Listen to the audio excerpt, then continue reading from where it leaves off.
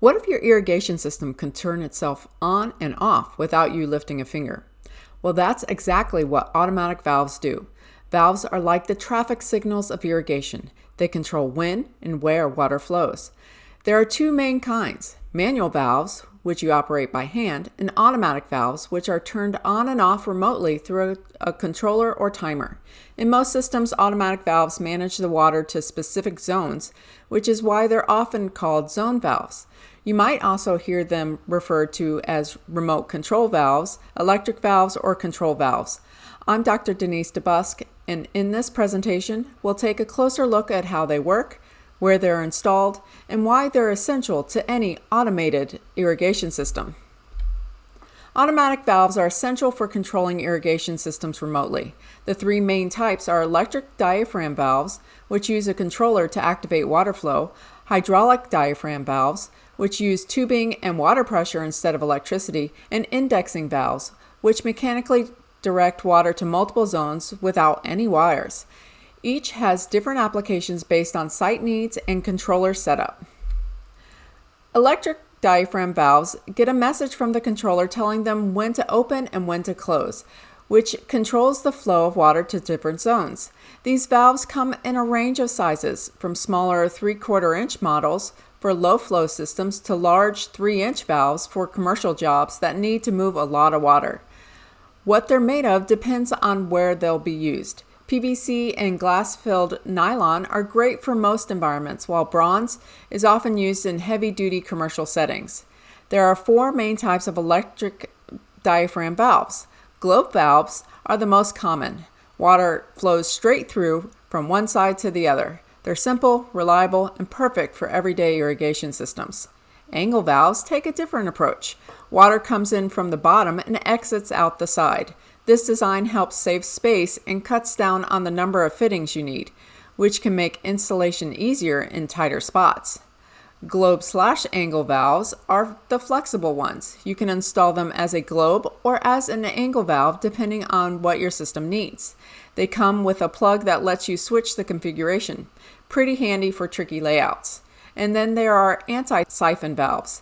These include a vacuum breaker, which helps protect your water supply from contamination. That's super important, especially for residential systems. But keep in mind, these valves need to be installed at least 6 inches higher than the tallest sprinkler in the zone. That elevation is what makes the backflow protection work. So whether you're working in a compact garden or setting up a large commercial system, choosing the right valve type can make a big difference in how smooth and efficient everything runs. Electric diaphragm valves may look simple from the outside, but they're made up of several internal parts that all work together. At the heart of the valve is the diaphragm. This flexible piece moves up or down to start or stop the water. The solenoid is like the messenger. It gets an electric signal from the controller and triggers the diaphragm to move. You'll also find flow control and metering parts inside. These help you fine-tune how much water is flowing through the valve. Super helpful for matching the needs of each irrigation zone. The inlets and outlets are designed to connect to different pipe configurations. And finally, there's a bleed screw or manual lever. This lets you turn the valve on or off by hand if the electricity is off and you're doing maintenance. Sometimes you need to open a valve without using electricity, maybe for maintenance or a quick test. That's where the bleed screw comes in handy. Also called a bleed plug or manual operator.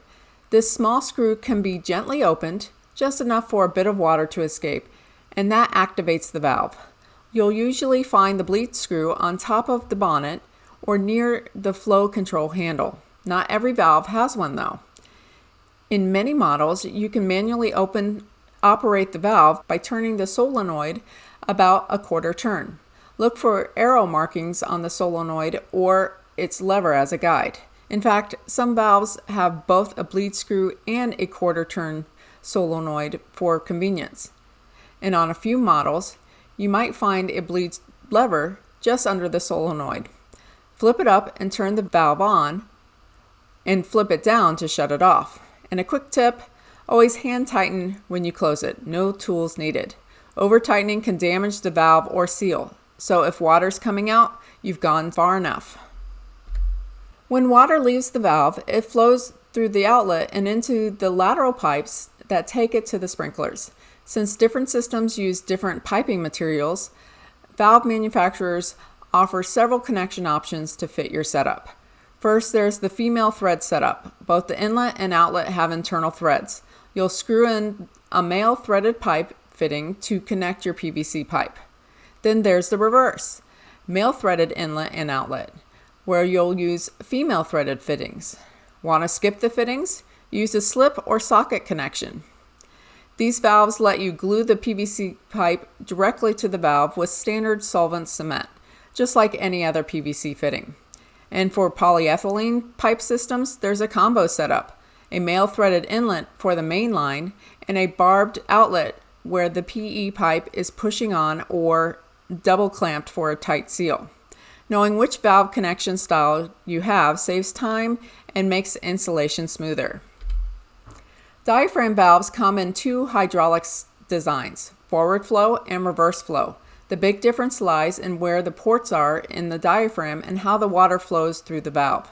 In forward flow valves, water moves from the bottom through the center of the diaphragm to the top.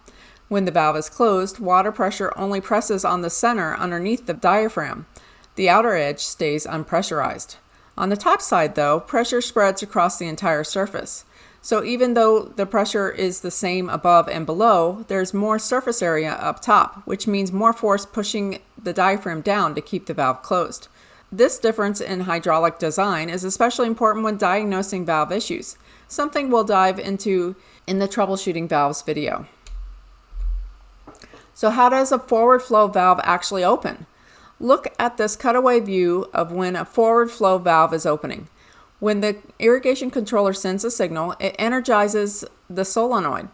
That creates a magnetic field and lifts the small plunger inside. With that plunger up, water can now flow out through the exhaust port. This causes pressure in the bonnet chamber above the diaphragm to drop. But down below, water pressure stays the same, so now there's more force underneath than on top. That lifts the diaphragm off its seat and lets water flow through the valve and out to the system. This process continues as long as water flows through those internal ports and out the exhaust. Need to open the valve manually? You've got two ways. Twist the solenoid a quarter turn. That physically raises the plunger and opens the port. Or if there's a bleed screw, just crack it open until you see water coming out. That releases the pressure above the diaphragm and opens the valve. Once you close the solenoid or bleed screw, the pressure builds back up and the valve will close again on its own. So what happens when it's time to turn off the water? The irrigation controller sends a signal to de-energize the solenoid, which means the magnetic force goes away and the plunger drops back down to seal off the exhaust port under it. That's the key move that stops water from escaping the bonnet chamber. Once that happens, water starts to refill the bonnet by traveling through the center ports in the diaphragm. Some of it also flows into the solenoid chamber around the plunger. As water continues to flow in, but can't escape, the pressure above the diaphragm builds up. Eventually, it becomes stronger than the pressure below. That extra force pushes the diaphragm back down into its seat, stopping the flow through the valve. Just like that, the valve is closed. Want to do this manually? You can twist the solenoid back into its original position or tighten the bleed screw. Either action stops the water from leaving the bonnet, allowing pressure to build and the diaphragm to close the valve. In all cases, as long as the force on top of the diaphragm is greater than the bottom, the valve stays shut and the water stops flowing. Let's talk about reverse flow valves. They work almost the same as forward flow valves, but with a couple of key differences. First, instead of the water flowing through the center of the diaphragm, it moves through ports around the outer edge. And second, the pressure from below pushes on that outer edge, not the center like in forward flow designs. When the valve is closed, water fills the bonnet and the solenoid plunger is seated just like before. The pressure above and below the diaphragm is technically the same, but here's the trick. The water on top is pushing on the larger area, which means more total force pressing down. That keeps the diaphragm sealed and the valve closed. So in both forward and reverse flow valves, the valve stays shut as long as the force above the diaphragm is greater than the force below. The real difference lies in where the water flows and where the pressure is applied. But the result is the same, a dependable seal until it's time to open the valve. Let's start with the basics. An electric diaphragm valve is really just a hydraulic valve that uses electricity to turn on and off.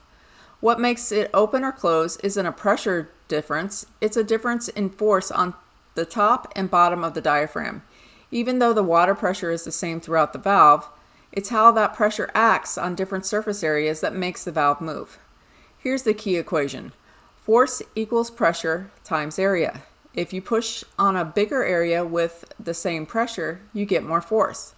So even though pressure is the same inside the valve, the top of the diaphragm has a larger area than the small center area on the bottom. This difference creates more force on the top than the bottom, keeping the valve closed. Let's put the numbers to work. The top of a 1.5 inch valve diaphragm is 3.25 inches wide. That gives us about 8.3 square inches of area. Multiply that by 60 psi, and you're looking at about 498 pounds of downward force pushing on the diaphragm. Now let's look at the bottom of the diaphragm. Only the small center area, about 1.65 inches in diameter, is pressurized. That's just 2.14 square inches, giving us 128 pounds of upward force. So what happens? The top force is much stronger than the bottom, so the diaphragm stays sealed shut. The valve is off. But if we release that force from the top, say by opening the solenoid or bleed screw, the bottom force becomes greater and pushes the diaphragm up, turning the valve on. Hydraulic diaphragm valves operate just like electric ones. Same diaphragm, same water pressure principles, but there's one big difference. They don't use electricity. Instead of wiring, they use 1/4 inch plastic tubing. You might hear it called hydraulic tubing, control tubing, or even spaghetti tubing. This tubing connects a clean water source to the irrigation controller and then runs out to the valve itself. There's no solenoid here. The controller sends water through the tubing to build or relieve pressure on top of the diaphragm. If the controller stops the water flow, the pressure on top drops and the valve opens. When the water flow resumes, the pressure builds again and the valve closes. Hydraulic valves were popular in places prone to lightning damage, think parks, golf courses, or sports fields.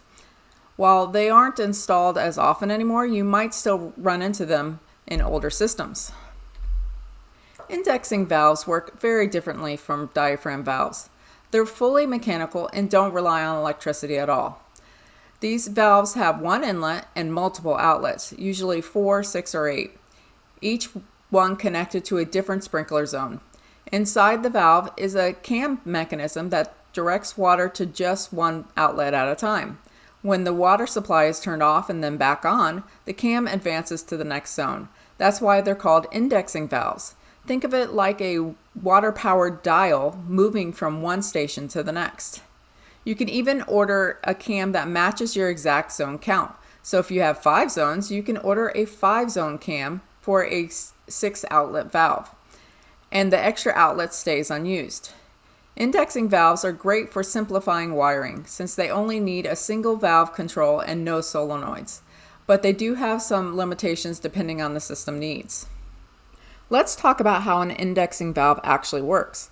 When water is turned on, whether by a pump timer or a master electric valve, it enters the indexing valve and flows to one of the outlets based on where the internal cam is positioned.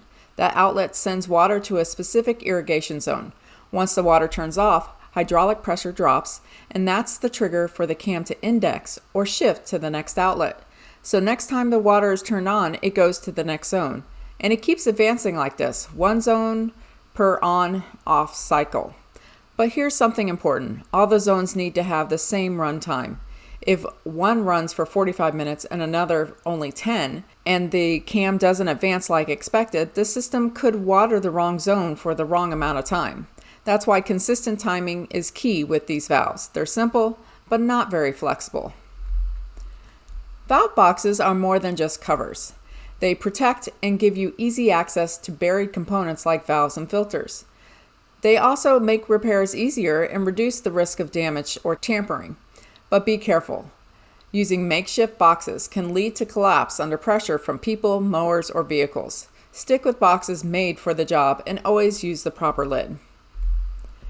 There's a valve box for every setup, but not all sizes mean the same thing across brands. Some are measured at the top, others at the bottom. A 6-inch box, great for wire splices, not valves. Standard rectangular boxes fit 2 or 3 valves, while jumbo ones can hold up to 5. If space is tight, extension boxes help without crowding things in. Valve boxes come in different colors to match your landscape, or indicate reclaimed water with lavender lids. Some offer security features like locking lids, while others have wide bases so you don't need bricks underneath. Most importantly, don't cram too many valves into one box. If a tech has to dig it up to fix something, that's time and money lost. Here's a quick recap of what we've learned. Electric diaphragm valves are your go-to in most systems, and they come in different shapes for different setups. Hydraulic valves use water instead of electricity, while indexing valves are a simple way to handle multiple zones.